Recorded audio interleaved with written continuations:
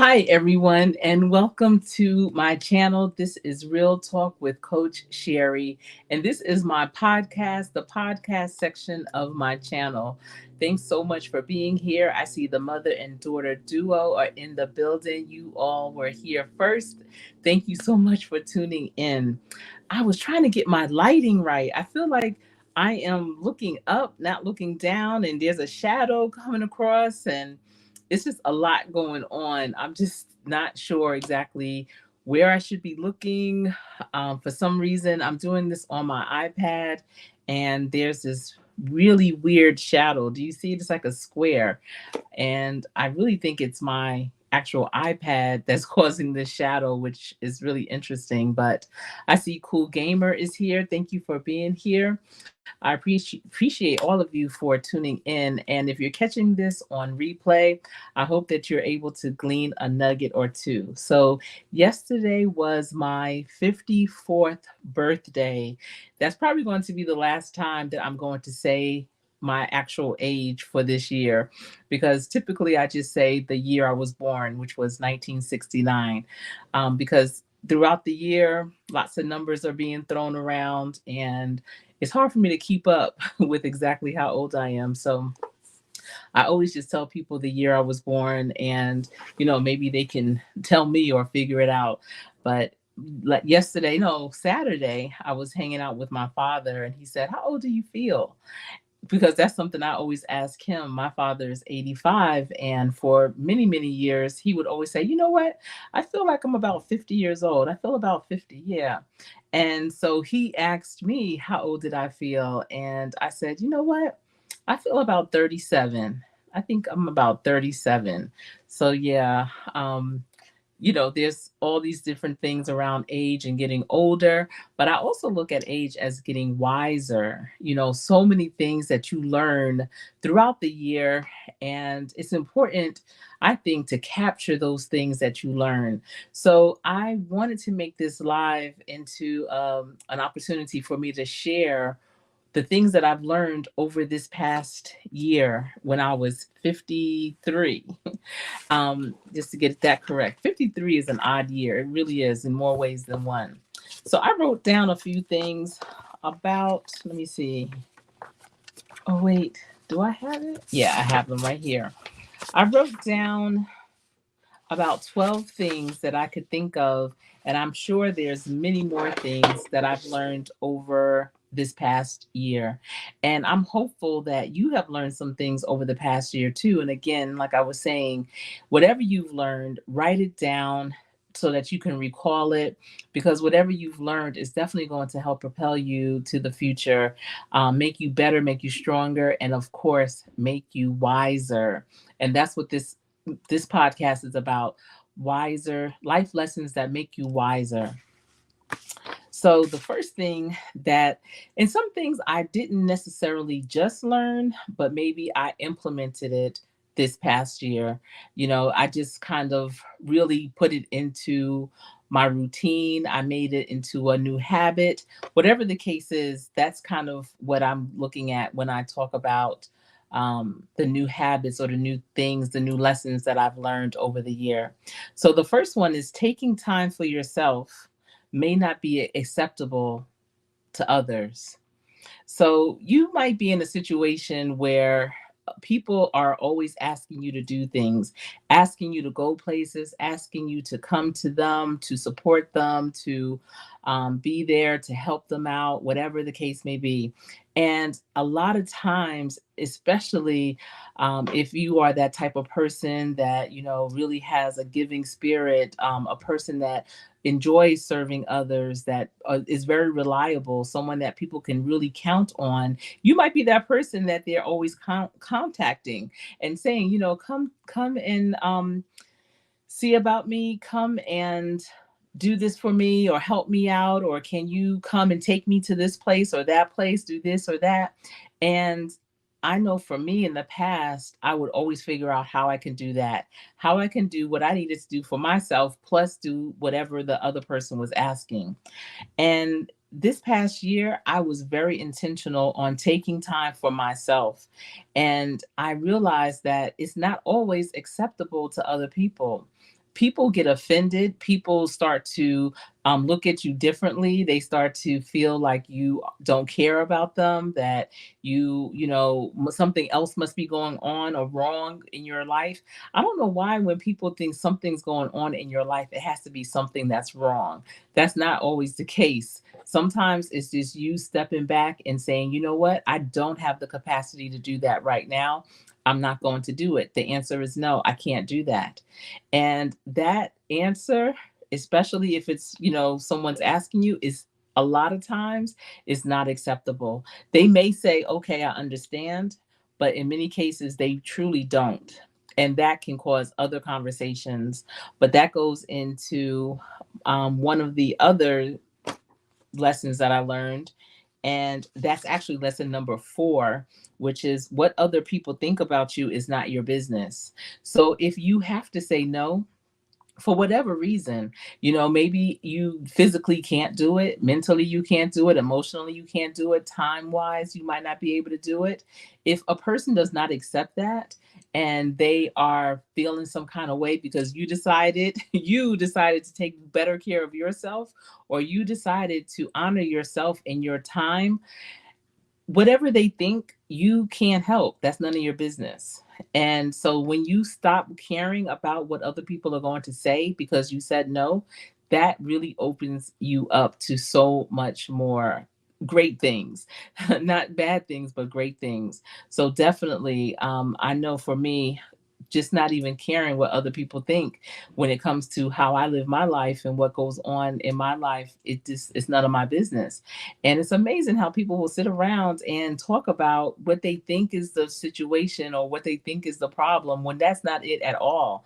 Sometimes you just have to take better care of yourself and step away and say no. No is a complete sentence. Another is lesson that I learned, a wise lesson, is taking time for yourself slows you down and gives you peace.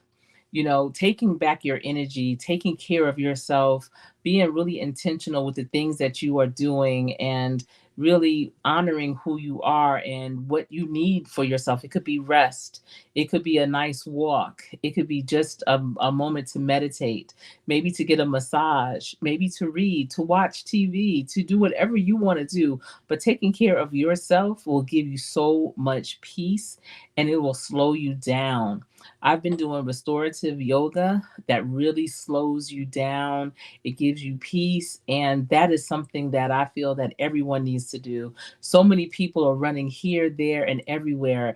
And I got to a point where when I hear someone say, oh, I have to run out to the store real quick, or I have to run and do this real quick, it gives me low key anxiety. It makes me feel some kind of way on the inside because I am so calm now. I'm more relaxed. And so I encourage you to do the same. First of all, to honor yourself, take time for yourself.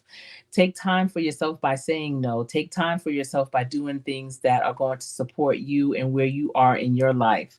And you will find that you have so much more peace. And you'll start to hear how other people are living all around you, how they're moving. And it is just the wildest thing because you want to tell them to slow down. And I do. I at one point in the beginning, I was like, don't say you're going to run to the store. Don't say you have to run here or you have to run there. Just say you have to go there. Why does everything have to be a run? Why are you running everywhere? Why can't it just be like, I have to go to meet someone for dinner? Not I have to run out and get dinner or I have to run to dinner. Why can't it just be, I'm going to meet someone? Because when you say the words in a different way, it definitely will put you in a different mindset as well.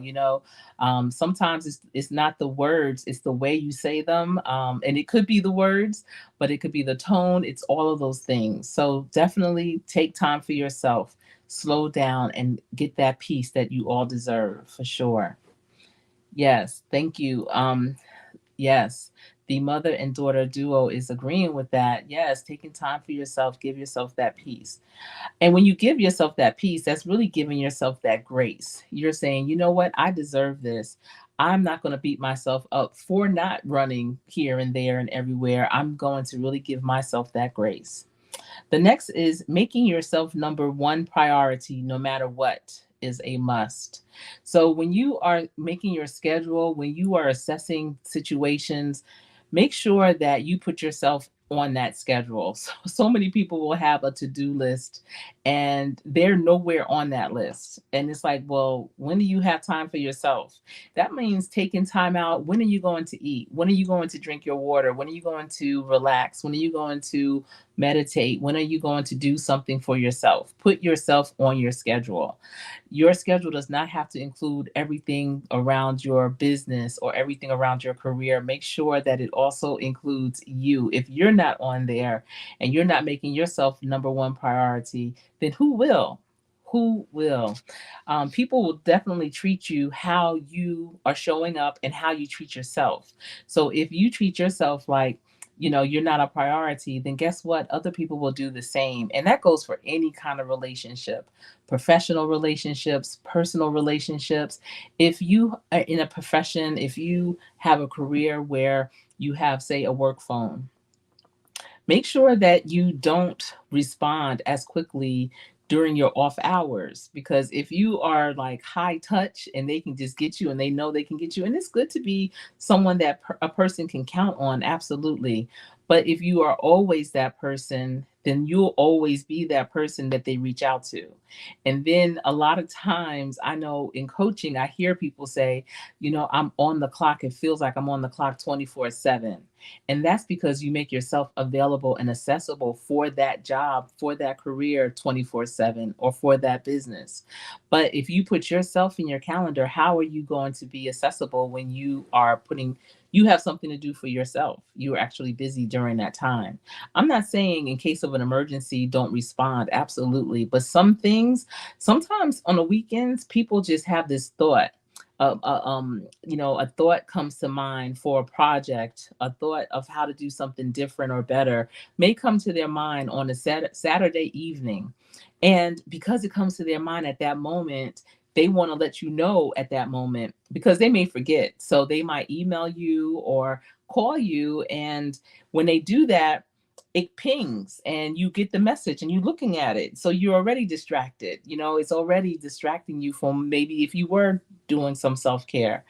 And when you look at it, it's not necessarily for you to respond at that moment, but so many people do respond. They'll look at a project or they'll look at an idea and say, oh, let me get on this right now. No, that person may really was just showing you, and so that you can possibly start it on Monday. And that's when you really should start it. If it's not life or death, if it's not going to lose money, then definitely don't necessarily do it right then and there. Wait until the next business day. And I think that's a big problem that a lot of people get into, a situation that they get into, and then they find themselves overworked. They're working all the time because when a person just sends you a thought like that on the weekend and you respond, they're going to always do that. They're going to continuously send you those messages, and they're going to expect you to respond. So definitely be mindful of that. If you can't do something, don't force it. If you can't do it, don't force it. That's another wise life lesson that I learned this year. A lot of times people will overbook themselves. They will have their schedule tight and right and booked out. But then that one other thing comes up and they're like, I think I can do it. You know what? I'm going to do it. And then they find themselves forcing it. And when they force it, that's when things start to fall apart. You don't want to do a lot of things average. Do a few things amazing, exceptional. And if that means taking some things off your plate, if that means saying no, then so be it. And that is what I definitely came, to understand and really put that lesson into play for me this past year. It's, you want to be exceptional in many things and not okey doke or again just average in a lot of things. So saying no again is a complete sentence. Understanding your capacity, understanding your bandwidth, understanding your strengths, your weaknesses, your opportunities, your threats, and really knowing that, you know what, right now this is not the time. I would love to do something like that, but maybe, if it comes around again, if it's really for me, it will come around again. and then that's when I will do it. But in the meantime, I can't do it. And just saying that, being honest with yourself, because you don't want to overpromise, you don't want to overbook, you don't want to overcompensate for something, because then something else will fall through. Something that really meant something to you will fall through. And unfortunately, as a parent, many times parents put other things ahead of what their children have to do. And as a parent, you really have such a small window of really getting hands-on grooming with your children, to really groom them to how you want them to be as young adults, as adults. And if you keep turning them away because you're paying more attention to something else, how do you think that's going to impact them? It's not going to be in a positive way. And sometimes we do what was done to us, and if that was done to you, how did it make you feel? And are you now doing that same thing to your children? I know for me growing up, my parents were married, but my mother was the one that always made sure that she came to everything that I had going on, every event, every game, everything.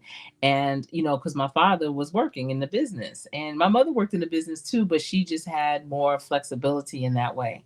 And I appreciate her for that. And I always remember how she would stop, drop, and roll for me at any time. I remember, even with things, if I lived far away and if I just said, Mom, can you come this weekend, she would come. And I appreciate that. So now with my children, if ever they need me, and it's not often, it really isn't when you think about it. Whenever they need me, I'm going to come and support them, and see what I can do for them, because those are my gifts. Those are the things, the major things that God has given me. And why would I let them slack off, or why would I slack off in my support to them just because I'm busy, writing out a proposal, or doing something else. So really being very mindful of that. Hey, Marlene, it's good to see you. Thanks for being here. It's good to see you. So I'm just going over the wise life lessons that I've learned this past year. Again, I'm post birthday. This is the day after my 54th birthday. And I was just reflective. I was very reflective this weekend of, what I did this year, what I want to do. There's many years, within a year, there's many times you can do a restart. January, you can do a restart and you have your calendar year. July, many businesses start their fiscal year July 1. So you have your fiscal calendar. So that's a restart. And then when you have your birthday year is another restart. And I always feel like your birthday should be the time where you reflect, you find out, what is making you, you, what did you learn new from that year, how you're propelling forward, what was holding you back, what's no longer holding you back, and just being able to put that out and flesh it out if you have to. And again, my channel is a legacy channel. It's for the future to see. So maybe someone's going to look back, my grandchild, and are saying, what did great great grandma say back in 2023 about her life lessons the year that she was 53 years old? So that's why I'm doing this as well. I don't think enough 50-year-olds are talking about their life lessons, the things that they're going through. I'm telling you that decade 50 is dynamic. It I could not wait to turn 50. It was the wildest thing. I remember it like it was yesterday. It was 4 years ago, but it just seemed like it was yesterday. It was right before COVID. And I just was so excited for it. I felt like I learned so many things in my 40s, and I was just really ready to let my hair down in my 50s. And that's exactly what I did. I felt like there's nothing that anyone can tell me that's going to break me down. There's nothing that no table that I will not have a seat at. There's nothing that is really going to hold me back but me. And I was really willing and ready to play full out in my 50s, and that's what I've been doing. Listen, I really thought 2020 was going to be just this dynamic year. And of course, with C-19 happening and everything just kind of got rewound. But I still didn't miss a beat. I still didn't. I found other ways to pivot to become even that much more relevant. So I am very pleased with my 50s thus far. I feel like 50s are like the adult version of your 20s. When you're in your 20s, you are having a good time, you're exploring, you're at the first time being an adult fully and are doing things that adults do possibly, but you just have all of these options. And I feel like, you know, things are coming at you, you're learning new things and you're open to learn new things, and life is just being out, living it out loud. It's just doing you. And when you turn 50, I feel like it's the same thing. It's just that you have more wisdom and you can live out loud because you know how to live out loud. You know where to step. You're not just stepping on stones that are going to cut you. You know what stones are going to cut you and which ones are smooth.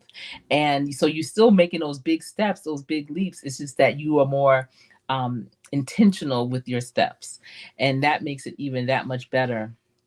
Let's see. I see Elevate with Vern is in the building. How are you, Vern? It's so good to see you.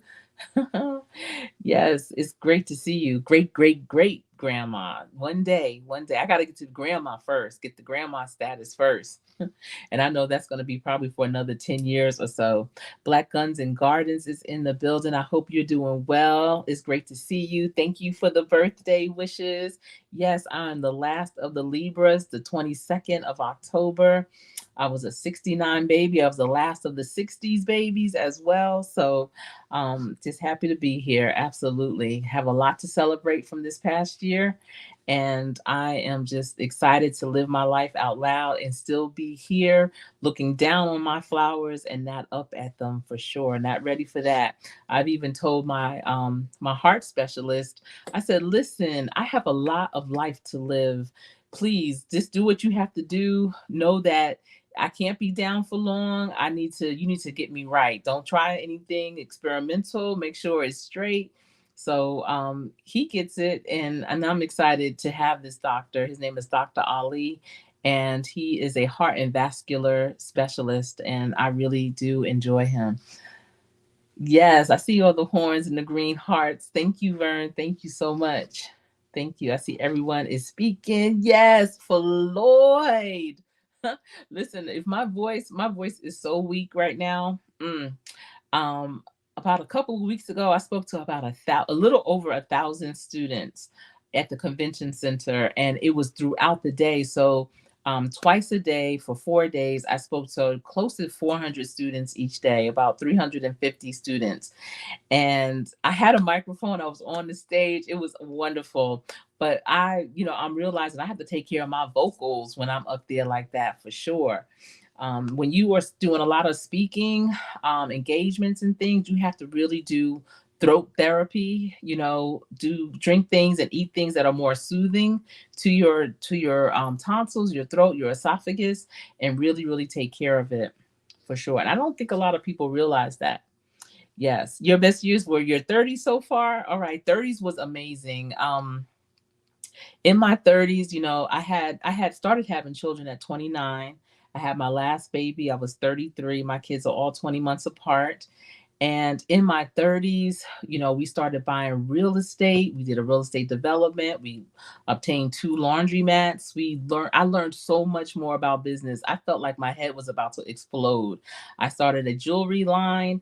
A lot was going on in my 30s. I feel like my 30s was the decade of knowledge and of putting things into action, being that grown up at the table. I was in meetings, especially when you're talking about real estate development, construction.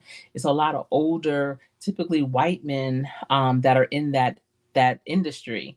And so here I am, a 34-year-old Black woman. My husband's 35-year-old Black man.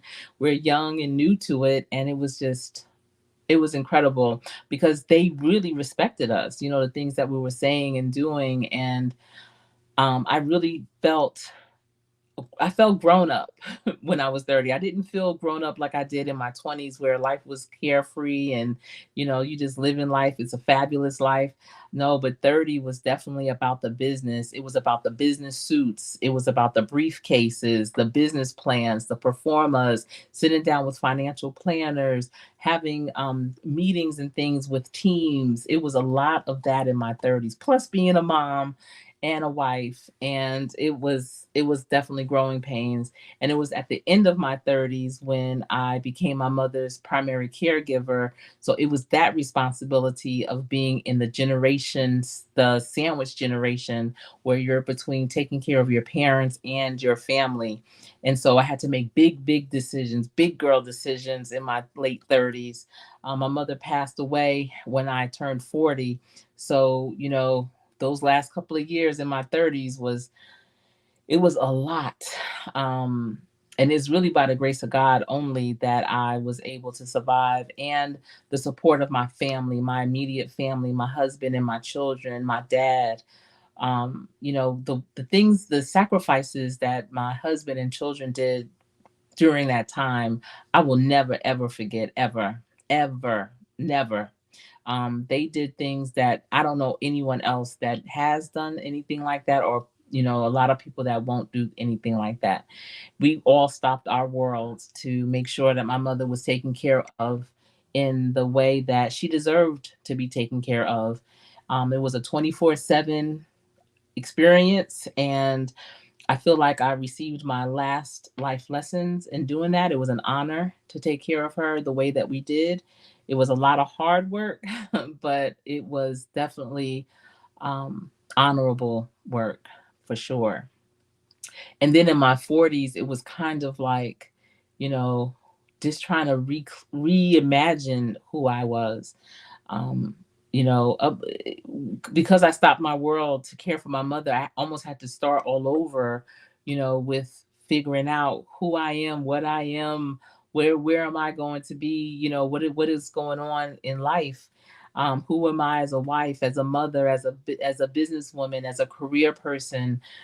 Who am I? And so in my 40s, I was doing a lot of that. I was doing a lot of frontline type of work, where I was really being impactful with the community, doing things that I never in my wildest dreams thought I would do. Um, but I'm glad that I did, because it has set me up and really solidified who I am as a business person and as a career person today. Today, there's things that I know and can do that I don't believe many people in this world, much less country, can do, and it's because of all those experiences, and that's why I'm forever grateful for that.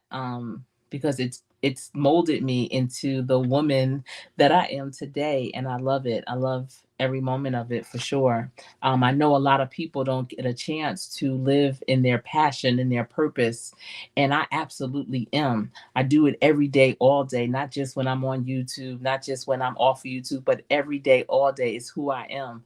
And it's amazing. It really is. I can't even really describe it. It's nothing that is necessarily taught.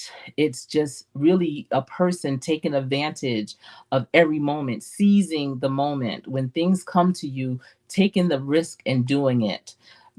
Understanding that the moment that you're doing it, that the outcome is not going to be seen or understood, but the outcome is going to be tremendous. And that's really trusting in God, knowing that He brought you to it because He's going to get you through it. And by getting through it, you're going to be that much better. And that's the way that I have been living my life for the past 20 years at least. Like I said, my 20s, I was just carefree. 30s, I was doing business. But my 40s, in my 30s and 40s, let's say, I definitely was just, trusting the process and understanding that my steps were ordered and totally relying on that. I always felt like I had a blindfold on. And every now and again, God would allow the blindfold to fall down so I can see the beauty of it all. And then He put the blindfold back on, and and say, roll your sleeves up, my daughter, you still have work to do. And now I am definitely having the blindfold off more often now, because I am leading paths for others to walk down. So I have to see where I'm going, but I still don't quite know exactly where I'm going. And I'm okay with that too, for sure. For sure. Thank you for welcoming everyone in, Vern. I appreciate that. Well, let's see. 30s was discovery years for you as well, Vern. Yeah, those were definitely those discovery years.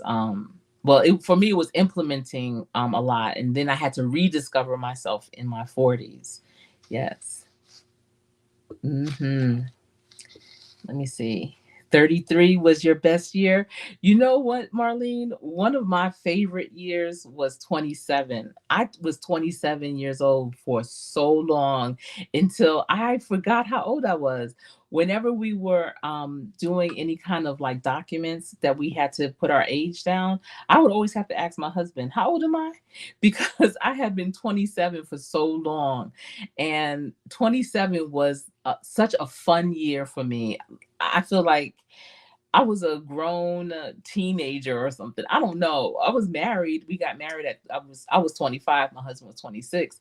But 27 that year, just so many fun things happened. And when I look back, I always just recall those things. And we lived in the city where the Super Bowl took place. We live in New Orleans, and a bunch of our friends came. I got my the first time I ever got my, well, I'm not going to say the first time, but I got a dream car of mine at that time. And just a lot of things were going on. We didn't yet have children, but life was just really good. And now it's hard for me to figure out when's the next, the next best years. But again, my father asked me, how did I feel? And I said, I feel like I'm 37. But 50 was a great year. When I turned 50, I enjoyed that. That's for sure. Hmm. Thank you, Marlene. It's been 5 years that you've been in your passion. That's awesome. Listen, we are like unicorns out here because there's people that are still searching what their passion is. That's what I was talking. I have a new member on my team, a dynamic young man. His energy is so amazing. I could not wait for him to start because I knew he was just going to bring the fire. He is definitely a positive, perfect, you know, addition to the team. And I was going over the difference between sales and marketing. People will tell you, oh, if you want to have a business, you can start your business doing anything. You can sell anything. It doesn't even matter. Just as long as you know what it is and you can sell it. Selling is selling. But I said, but marketing is another beast. And in life, you don't want to be known as a salesperson. You want to be known as a marketer because a marketer takes into consideration who they're selling to, not just if that person is going to buy it and who cares what happens after it. When you are marketing, you are looking at the person's totality. You're looking at who they are when before they even bought the item. You want to attract them to it, so you have to know what kind of work they do, how much money they make, where do they vacation, what books do they read, what do they enjoy doing on their spare time, what kind of work do they do. You really get into who they are. When you're selling, you could care less. So, people are always trying to do sales with their, and I mean that in a figurative way. They're trying to always go to the next best thing and think that's going to be their passion. So that's not it. You got to look for the marketing piece. What's really attracting you? Not what's the next best thing or the big thing that's on the block right now, or, oh, this person does it, so let me do it too. No, you want to be marketed to. So what is calling you? What is attracting you? Not what's trying to sell to you, but what's trying to market to you. And when you start to focus more on the marketing side of life and things, then that's when you will start to see what your true passion and purpose is, for sure. You solo traveled. Where did you go when you solo traveled at 33, Marlene? I before we had our son. So when I was 27, I actually, even though that was like the best year, I miscarried our first baby. And, if you've never been pregnant before, you don't know if you can get pregnant. That's like the weirdest thing to say, but it's true. And so, we had been married at that time for about 3 years. And, that was the first time we got pregnant. And it was like, oh my goodness, okay, we're pregnant. Da, da, da. I was so, so, so, so happy. And then shortly after, well, not shortly, but after finding out we were pregnant, I had miscarried, and it was devastating. It was devastating to me. My husband took it much better than I did, but it was devastating to me because, as a woman, I felt like, what? I can't carry a baby. I won't be able to carry a baby. What does this mean? Is there something wrong with me? What's going on? And I actually went to the Bahamas by myself for a month. Now, my husband came once. My One of my dearest friends that I grew up with, she came out and stayed like a week with me. But I stayed in the Bahamas for a month, and I remember, going into town. I was in Nassau, and I remember, being in town, going to the local hairdressers and supermarkets, and just like really getting entrenched in the culture and the lifestyle there. And it was really interesting. It was very therapeutic being by the ocean and just being able to reflect. And I remember my great aunts. I was very fortunate for many years to have my great aunts. My Unfortunately, my grandmother passed away the year before I was born. That's my mother's mother. But her sisters lived on. Like, they saw my children. One of them lived to be over 100. And they were really good women, nice. Like, all my aunts are very nice women. And now when I think about it, I only have, on from my mother's side and my father's side, just one living aunt, my aunt Ruth, who is so wonderful, such a wonderful person. But my great aunts would say, like, don't worry about it, don't worry about the miscarriage, don't worry about it, don't let your mind wander there. Just have fun, just have fun. They were like, don't even try to do all this medical mobo jobo that they have going on. You and your husband just have fun. And that's what we did. And a year later, I had my son. 20 months later, I had my daughter. 20 months later, I had our next daughter. So I tell people, if they've ever had a miscarriage, just have fun. Don't worry about it. God just is telling you, yes, you can. And just relax and have fun. And, the rest will happen. The rest will be history. But where did you go, Marlene, solo? I love to hear women and men that go solo on vacations. A few of my daughter's friends, and my daughters are 21 and 23.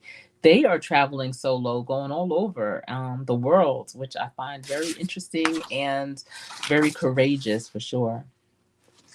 So, my next wise lesson is trust your instincts. Trust your instincts, because your instincts, that's really God talking to you. That's Him letting you know, yay or nay. And you really need to trust your instincts, because sometimes when I know when I was younger, I would say, oh, I knew I shouldn't have did that. See, this is what I knew. Whenever you say that, that means you didn't trust your instincts. That means that you did not listen to your soul. And God speaks to you through your soul. So when you hear or feel something that you shouldn't do or something that you should do, you need to really follow that. And you will be so amazed at the outcome for sure. And, this year, I want to say I really not only trusted my instincts, but I absolutely followed it. So much so that when there's decisions that need to be made, people will always ask me, and they really want to know, Sherri, what do you think about that? And it's not about what do you think because you have expertise, and I do, but it's not saying that because you have expertise in this area. They're saying that because they know that my instincts are typically on point. So they they really want to know, what do I think? And I feel like my instincts are really keen and clear right now because I have so much peace and I'm more relaxed. Once you are like that, you really can hear your body. Let me tell you, I remember when my children were younger, um, and it was some kind of business call that I had to take. I can't remember. I can't remember the particulars or the specifics around it. And they were just having fun. They were little kids. They was just, running around having a good time. And that's the thing about kids. When you get on the phone, that's when they want to be the loudest. That's when they have a lot to say and lot to do when they're running around. So I kept trying to go to different rooms to get away so I can talk, do my call. And then I finally just went into our closet, and our closet in that house was huge. So I was just like, you know what? I'm just gonna go in the closet. I closed the door, and I never did that before. I never just went into the closet and sat in there. Had a beautiful bench in there and everything, but I never just went in there like to talk on the phone or anything. But I did this day. And after I got off the call, I was like, man, it is so quiet in here. It is so peaceful. You know, this is nice. So I sat in there for a while, and then I started going in there just sometimes, certain days I would just say, I'm going to go into my closet. And many of you may, have heard, growing up, especially if you are Baptist. I don't know if any other religions say this too, but they talk about the prayer closet. And I always thought the prayer closet was figurative, because I just know growing up, of course we had closets in our house, but I couldn't imagine going up in there. Our closets were a lot smaller. Older homes, they have smaller closets. So I couldn't even imagine how you gonna go in there and, pray or whatever. But they always would talk about the prayer closet. So I just thought it was a figurative thing. But when I went into our closet, I literally could hear God. And he was giving me all kind of ideas for a business. I didn't know it was for a business. I thought it was just for a relaxation, kind of hobby. But it turned into this big business. And I always would go into my closet, even to this day. And every place we live, my husband always looks for big closets, because he know that I'm gonna go in there and make it into like a room. We call it like a cloffice. And peace there, and I'm able to really get a lot of great ideas, and I can hear God's voice. It's almost like that movie was from that book from Zora Neale Hurston, and Holly Berry played the main character, and it was called Our Eyes Are Watching God, I believe. And when in the beginning of the movie, she was in the water. Her name was Janie. Did y'all see that movie? Put a one up if you have seen that movie. Our Eyes Are Watching God, or if you read the book by Zora Neale Hurston. But they would say, "What do you, Janie?" Her grandmother, who was played by Ruby Dee, said, "Janie, what are you looking at? What are you watching? What do you see?" And she was in the water, just floating on her back, and she said, "God." Her eyes were watching God, and that's how I felt in the closet. Like, wow, I'm in, I can hear God. And so I always tell people, even if you have to go into a smaller closet, cramped or not, it could be a stuffed, find a little room, take some things out if you have to, but go into that closet. I believe the closet is the quietest place in your entire house. And you will be so shocked at the amount of ideas that come flooding through once you're in there. But definitely follow your instincts. Whatever your instincts are telling you, do that. When I go against my instincts, something always happens. And this past year, I noticed when I went against my instincts, it impacted my health. It impacted my health. I had a moment where God told me to stop doing something. Like, don't go there anymore. Don't do it. Don't do it. Don't go back and forth. I'm not going to go into too much detail, but he said, don't go back and forth. And it was the way that it was said to me. It was like it was reminders of my mother. It was, I had seen things that were that my mother loved. I saw her favorite flower. I smelt her favorite colors were right in front of me, and it was so vivid and so incredible and amazing that it was so much like her, until I even looked up in the sky and I was like, God, what are you trying to tell me, mom? Where are, like, why are you all around me? What's going on? And then that's when God told me, like, don't go anymore, don't do it. And I was like, what? And so then one time I heard that, and that's what he said, and I said, I'm not going to do it. I was going to be obedient. I'm not going to do it. But then I did, and when I did and I came back, I was so sick. I got so sick. And I was like, I was disobedient. I didn't adhere to it. I didn't follow my instincts. And from this point on I do, and this is all from last year, when I was 53. So I see everyone is okay, thank you. All right. So the next one is own your experiences without apology.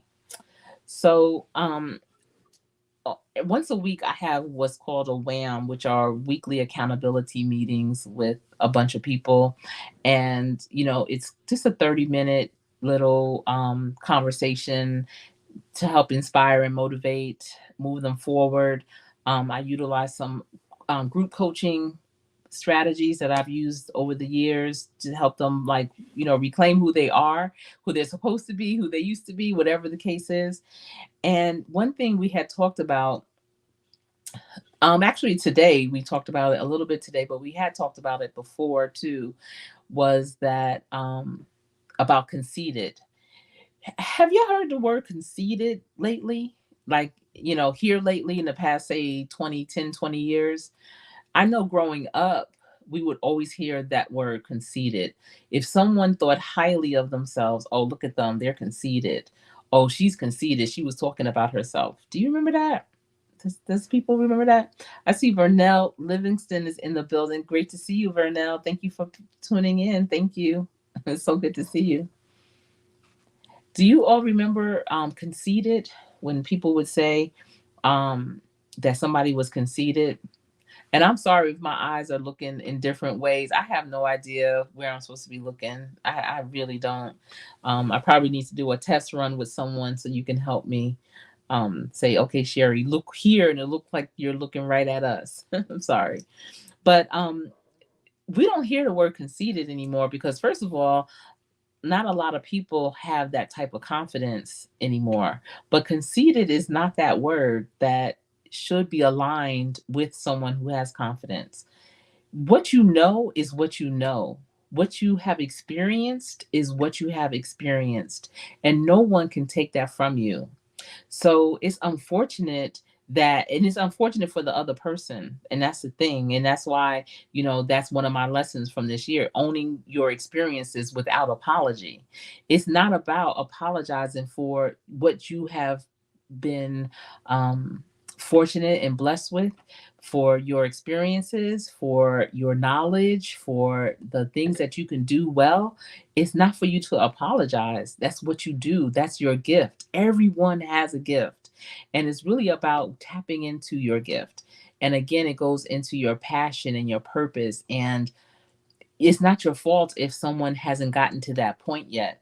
I'm not saying you go into a room and you're like, I'm in the building, this is what I do, boom, boom. But if you're asked, then absolutely talk about who you are and what you do with confidence. It's not about it being conceit, it's just owning it and doing your work with that type of excellence, because that's what you do, that's who you are. And when you do that, you'll start to see that it's almost like floodgates will start to open, because people will recognize, they'll start recognizing your gifts even more than you at some point, where it's like, yeah, you're the SME, subject matter expert. Oh yeah. Oh yeah, she could definitely ask her. You need to get her opinion on that because she knows what she's talking about. But if you hover and cover and hold back who you are and what you're capable of doing, you won't be invited to the table because they won't think you have anything to contribute. So don't ever feel you have to apologize. Don't ever feel that you are not good enough, or what you have experienced because other people haven't experienced it. You don't really want to, put it out there. But guess what? There's things that they've experienced that you haven't, but they don't even know how powerful it is. But that again is not your problem. That's not your fault. So don't take that personal. Absolutely not. I see Vernell is speaking to everyone. It's so great to see you. Thank you for welcoming everyone. Yeah, remember conceited, that word? When's the last time you heard it? It's been years since I've seen it. Let me see. Vernell saying, I'm doing all right. You don't hear that word conceited anymore because they are using the word, um, they are using the word of conceived it now, of conceived it now. They're saying too, and this is something that I hadn't thought about, is that because of social media, so many people are very self conscious.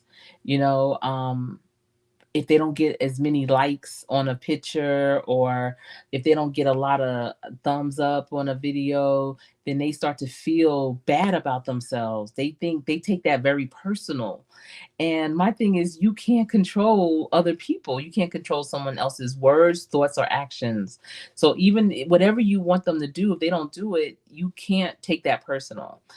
You have to know that it will come. If you don't have a sense of desperation, then you will attract what you absolutely want, and just be authentic with it, and also give it back. If you want um, to have that recognition, recognize others. Are you recognizing anybody? Are you, showcasing anyone? Are you thumbsing up anyone? Whatever the case may be. If not, then you can't always expect it back. But they're saying that social media definitely has caused people to have a lower self-esteem. I know young people, they always are checking their phone trying to see like who liked their pictures that they post like on Instagram or the other sites. But it's not about that. Life is not about that. It's not about the recognition that others give you. It's about the recognition that God gives you, because all that you have is coming from him. So how are you really honoring it? It's not to, make someone else show yourself in a higher light in someone else's eyes. Is showing yourself in the highest light in his eyes, as well as your ancestors. I talk about this periodically because it really came to me when I was at my middle daughter's college graduation. My son graduated college at the height of COVID, so his graduation was virtual, but my middle daughter, her graduation was live and in person. And I just remember her graduating class was the largest of that school's history. She went to North Carolina A&T State University. It's an HBCU. It's the largest public HBCU in the country. And her year that she graduated, it was the largest graduating class they had had in history. They had 1,900 students graduate that year. And I remember sitting in the arena, and I just got so filled. I just started crying.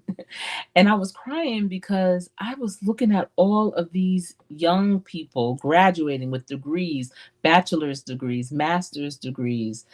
And I said, they are our ancestors' wildest dream. We all are our ancestors' wildest dreams.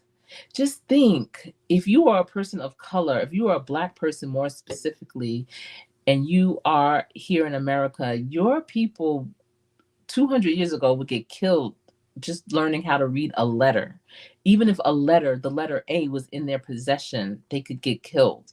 They could be sold away from their family. And to be here where we can learn freely, read whatever we want to read, however we want to read, write books, do whatever without fear. That's our ancestors' wildest dreams.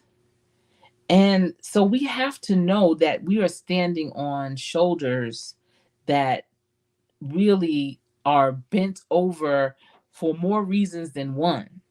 And we are on their shoulders to be able to stand tall with our shoulders back, owning who we are and what we can do, and knowing that we come from people that are resilient and great, people that only wanted the best for themselves and their families and lived so that we could live. That's the only reason why we are here, because they lived so we could live. And, and I think about our ancestors that prayed for us before they even knew who we were. I think about my grandmother, my mother's mother, who died in October of 1968. And my mother and father at that time, when she died, had two sons, my brothers. And my brothers at the time were 7 and 8 years old. And before my grandmother died, and my grandmother was young. When she died, she was like 56 years old. My mother was 28 years old. And her mother told her, "You are going to have a daughter. You are going to have a daughter that's good to you. You're going to have a daughter, and you're going to name her Charisse Darlene." My mother never thought she was going to have any more children, didn't think she could have any more children. She had had challenging pregnancies with my brothers. And so she thought, her and my dad thought that, we just going to have these two boys. And in August, before I was born, my mother had been sick all that time. And she told me, she said, "I thought I was just grieving my mother, the loss of my mother, but I was sick." And she went to the doctors, and the doctor was like, "You're pregnant." And the next day, my mother, and when I see a picture, there's a picture of my mother pregnant with me, her stomach, and it was just her stomach was sticking straight out, like so pregnant. And he didn't know, she had a tumor also with me, but she couldn't fit any of her clothes the next day. And she only was really pregnant with me for that short amount of time. Like, no one knew. It was just the craziest thing. But I ended up being named Sherri Darlene. But for whatever reason, the nurse couldn't spell Charisse. I'm not sure. But at any rate, my grandmother prayed for me. She prayed. She dreamt about me. God put me in her soul before she passed away, and she shared that with my mother. So we all have people that are praying. They always say the praying grandmother, the praying mother, the praying parents, the praying circle, the praying village. We all had people praying for something better for us. And so this past year, one of my wise lessons was to embrace that, walk in that, have my shoulders stronger and more square because of that. Hold my head up higher because of that. Because I know that I am doing what I'm doing, who I am. I'm receiving it, owning it, and living in it because of my ancestors. So I hope that you all are, realizing that for yourselves and passing that on to your family members. If you don't have children, pass that on to your nieces and nephews. If you don't have nieces and nephews, pass that on to your cousins. Pass that on to your family members so that they too can know that they are standing on the shoulders of those that came before them, for sure. Let's see what else is. Um, Vernell is saying, oh, they're using confidence now instead of conceited. Okay, I got you. Thank you for that clarification. Remy Ma says she is conceited. She has reason. Yeah. So you know what? She flipped it. She made it into a positive. Because back in the day, when people said conceited, that was not a good thing. And oftentimes back in the day, conceit was kind of like fluff. It was like it didn't have any real meat to it. It was just this air. It was just like a empty box. A person, the exterior of them was looking one way, where they may have had the latest fashions on, or the most gold or whatever, but the inside was just empty. And so now with that confidence that Vernell was saying, we have it all from the outside and in, inside and out. So absolutely. When you stay under the feet of your elders, you learn a lot of wisdom. Yes, this is what is lacking these days. Absolutely, Vernell. I remember sitting with my great aunt. She was my father's mother's, no, my father's father's sister, my aunt Hannah. And just hearing her talk about back in the day, about her papa growing up, about how things used to be, about canning foods, cooking. Now I can't cook, unfortunately, but I listened to those stories about cooking. And I used to go in the garden and help pick the vegetables and things of that nature. But those types of stories, going to church where there was no air conditioning in August in Virginia and it's hot, you sweating, you tired. It's like It's this crazy, but listening and respecting the wise people in our families. And now today, kids don't have time. They're not paying attention, even if they are in the room, because they're on their devices, their phones, or whatever. And it's just too many distractions. They're not hearing these stories. That's why whenever with our children, who we talk especially on long rides. People always say, oh, you drive far, you like to drive. I do, but that's the time, if I'm by myself, that I can reflect. But if I'm with my children, oh, we're pouring into them. We're grooming them. Those are grooming moments. And no, they can't have their devices on. They're listening. We're asking open-ended questions. And so it's taking those moments whenever we can, even now as young adults. It's about listening, and let's have these conversations and sharing with them things that I've gone through growing up, things that I've been told growing up, because many of the elders are no longer here. But it's sharing those stories over and over again. And I'm so happy that they don't tell me, Mom, you already told us that, or Dad, you already said that. I'm glad that they are respectful enough to listen, because they're going to remember, and they're going to be the ones to carry those stories on. Yes, don't take it personal. Just keep working at it. Yes, it will make room for you. Absolutely, Vernell. All that you have belongs to God. Seek Him first, and the good things will be added to you. Amen. That right there is the truth. Somebody prayed for me, had me on their mind, took the time to pray for me. Yeah.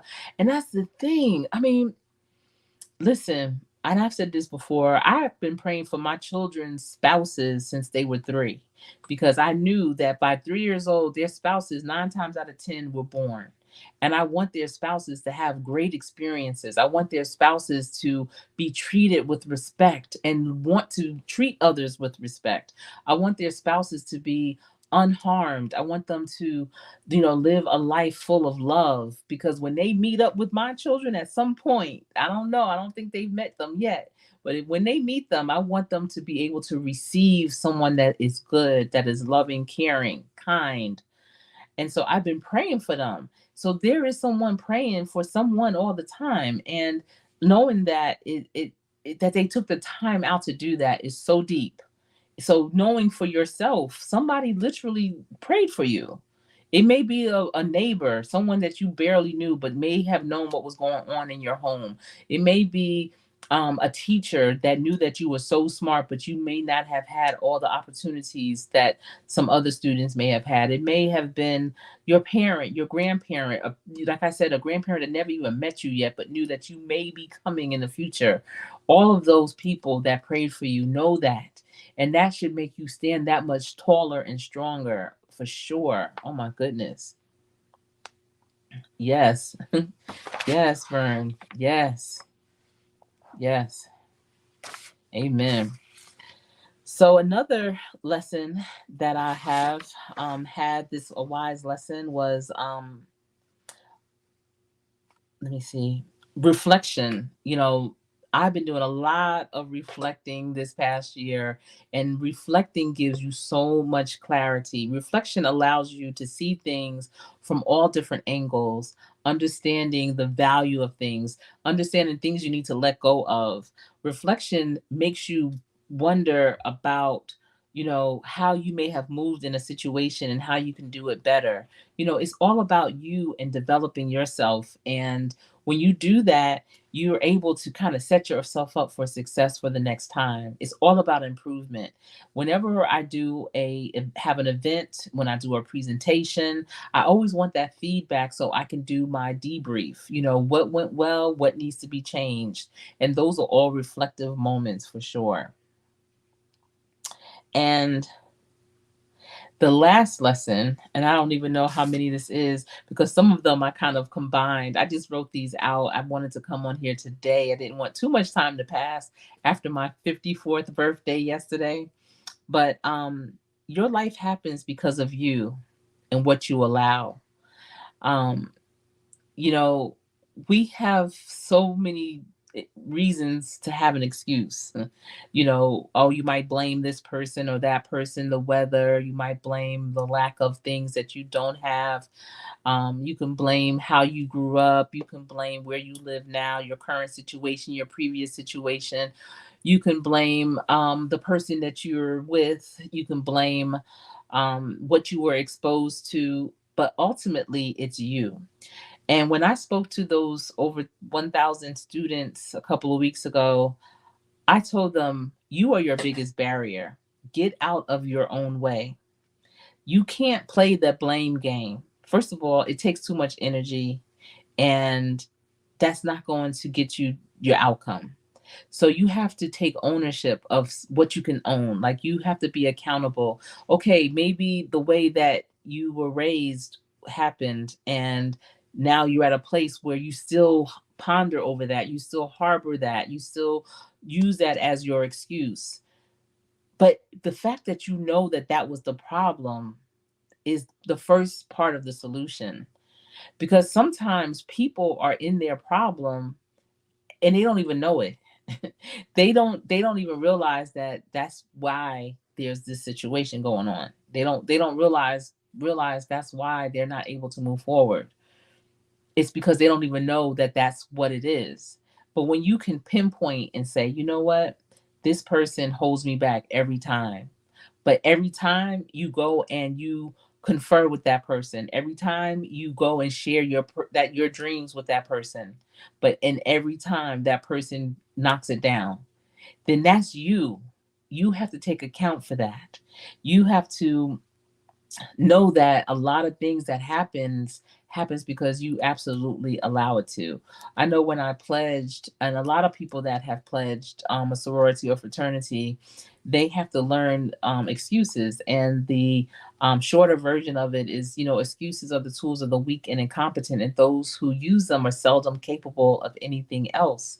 And so when you are able to point the finger at everyone around you or everything around you, before you, whatever, those are excuses that you're using that are not making you capable of anything else. So this year, one of the wise lessons that I've learned is own what really is happening around you, and you have the power, you have the will to, you should have the will. You may have the want, but you may not have the will. But understanding it is the first step. So understanding it so that you know what you want, and then build up your will so you can take action. But taking action is going to be the key. It's more than knowing what that problem is. How are you changing it? What are you doing different? If you don't do something different within that situation, but you expect different results, then that's insanity.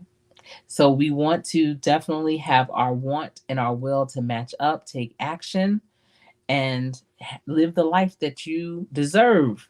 Everyone deserves a great life. Why? Why not? All right. So that's all I have in terms of my wise lessons from this year of me now just recently turning 54. And for the things that I've encountered at 53. Even with the your life happens because of you, taking ownership of your health. I had to do that. I had to stop, drop, and roll, when I realized that I have heart issue. What? Me? What's going on really? But I had to really take account. I had to take inventory of what was going on in my life. How am I living? How am I receiving things? How am I overextending myself? How am I being stretched beyond? And all these things that I just went over has led to that. And I recognized that, and I pulled back and putting myself first, for sure. Taking time for myself. So I hope that everyone has been able to glean a nugget or two from this conversation. And let me see. I see Vernell. Oh, thank you, Vernell. Thank you. 54, Grace and Foundation. 5 is Grace, 4 is Foundation. I love it. Grace and and Grace is my word of the year. So that definitely falls in line. But foundation, I love it. I love that. Thank you. I will remember that forever. I appreciate that. That's going to be my theme for 54, Grace and Foundation, for sure. Well, that's all I have for you right now. Thank you for popping in for this impromptu live. I set it up like 15 minutes before I went live. And thank you, because you could have been anywhere else. And you said, let me check out what Real Talk with Coach Sherri is all about tonight. Thank you. All right. Until we speak again, everyone stay safe and listen. Don't forget to practice. If you're trying to play in any game, any arena, any boardroom, any platform, practice. When you practice and practice the best you can, practice like it is that game, you will always play to win. That is a promise, but you have to practice. All right, I'll see you soon. Take care, everyone. Bye bye.